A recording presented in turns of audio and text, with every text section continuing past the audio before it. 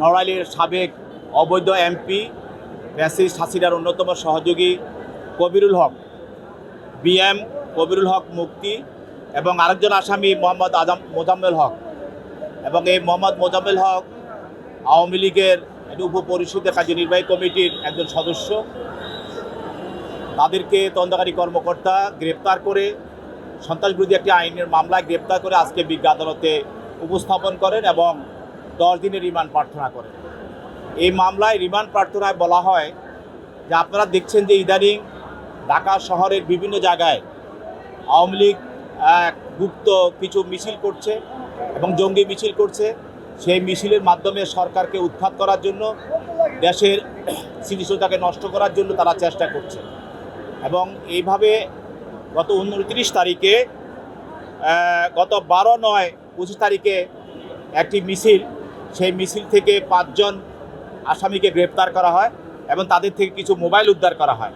এবং এই মোবাইলের বিভিন্ন তাদের মোবাইলের ফেসবুক এবং বিভিন্ন হোয়াটসঅ্যাপের বিভিন্ন মেসেঞ্জার তথ্য থেকে এই আসামিদেরকে এই সব মিছিলের সঙ্গে জড়িত থাকার বিষয়টা পাওয়া যায়। এবং সেখানে তারা এখানে উৎসাহদাতা এবং অর্থদাতা এবং তাদেরকে নিয়ে বিভিন্ন সময় মিটিং করেছে। ওই মিটিংয়ের মাধ্যমে ঢাকা শহরে বিভিন্ন জায়গায় যে মিছিলগুলো হচ্ছে এগুলোর সঙ্গে তাদের সম্পৃক্ততা পাওয়া যায়।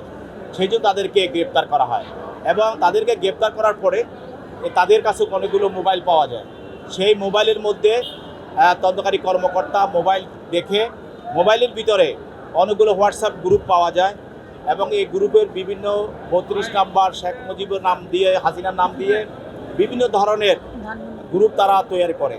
এবং এই গ্রুপের মধ্যে বিভিন্ন জায়গায় এই যে আন্দোলন করার জন্য এবং সরকারের বিরুদ্ধে বিক্ষোভ মিছিল করার জন্য ছাত্রলীগ, যুবলীগ এবং আওয়ামী লীগদেরকে তারা আহ্বান করে এবং বিভিন্ন ধরনের তারা বুদ্ধি এবং তারা সহযোগিতা, আর্থিক সহযোগিতা করে।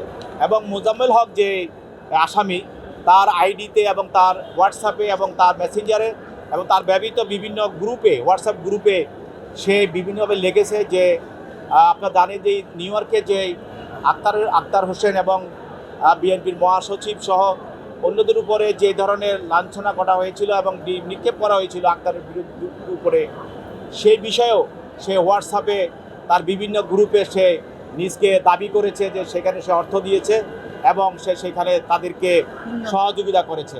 এগুলি তদন্ত কর্মকর্তা বিজ্ঞ আদালতে তাদের এইসব মোবাইলের ভিডিও কপি এবং তাদের যে করেসপন্ডেন্স সেগুলি আদালতে প্রদর্শন করেছেন। এগুলি দেখে এবং এই মামলা তদন্তের স্বার্থে আরও কারা কারা এটার সঙ্গে জড়িত আছে, কীভাবে এইসব নাশকতামূলক কাজগুলো হচ্ছে, মিছিলগুলো হচ্ছে, কারা করছে, কিভাবে করছে, অর্থ কারা যোগান দিচ্ছে, কীভাবে তারা সহযোগিতা করছে, তাদেরকে বাইর করার জন্য এবং তাদেরকে গ্রেপ্তার করার জন্য এই আসামিদেরকে 10 দিনের রিমান্ড প্রার্থনা করা হয়। বিজ্ঞ আদালত সবার বক্তব্য শোনার পর, ওদের পক্ষে আইনজীবী ছিল, তাদেরও বক্তব্য শুনেছেন। তাদের বক্তব্য শোনার পরে 6 দিনের রিমান্ড মঞ্জুর করে তাদেরকে তদন্তকারী কর্মকর্তার কাছে জিজ্ঞাসাবাদ করার জন্য ন্যস্ত করে।